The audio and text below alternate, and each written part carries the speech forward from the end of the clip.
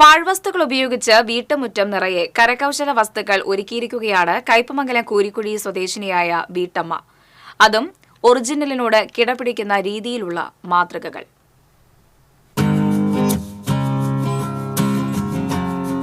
കൂരിക്കുഴി പുതിയ വീട്ടിൽ സീന സലാമാണ് പാഴ്വസ്തുക്കളെ നിമിഷനേരം കൊണ്ട് മനോഹരമായ കരകൗശല വസ്തുക്കളാക്കി മാറ്റുന്നത്. വീട്ടുമുറ്റത്ത് കുവൈറ്റ് എയർവേസ് വിമാനം, അരയന്നങ്ങൾ, കൊക്കുകൾ, വഞ്ചി, പൂന്തോട്ടം നിറയെ വൈവിധ്യമാർന്ന ചെടിച്ചട്ടികൾ, ഇരിപ്പിടങ്ങൾ, വെള്ളച്ചാട്ടം ഉൾപ്പെടെയുള്ള കൃത്രിമ കുളം ഉൾപ്പെടെ വിസ്മയ കാഴ്ചയുടെ നീണ്ട നിര തന്നെ സീന ഒരുക്കിയിട്ടുണ്ട്. കോവിഡ് കാലത്ത് ചെടിച്ചട്ടികൾ നിർമ്മിച്ചാണ് തുടക്കം.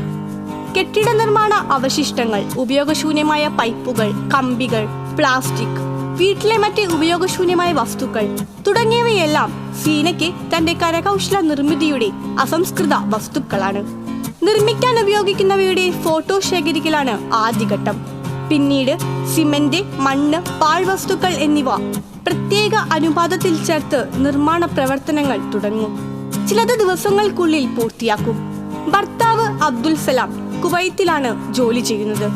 അതിനാൽ കുവൈത്ത് എയർവേസിന്റെ വിമാനം ഇത്തരത്തിൽ നിർമ്മിക്കണമെന്ന് മനസ്സിൽ കൊണ്ടു നടന്ന വലിയൊരു ആഗ്രഹമായിരുന്നുവെന്ന് സീന പറയുന്നു. ഇത് സാധനം എന്റെ പാഴ്വസ്തുവല്ല. എല്ലായിടത്തും എന്തെങ്കിലും പാഴ്വസ്തുക്കൾ കണ്ടു കഴിഞ്ഞാൽ അതുകൊണ്ട് എന്തുണ്ടാക്കും എന്നാണ് ഞാൻ ചിന്തിക്കാറ്.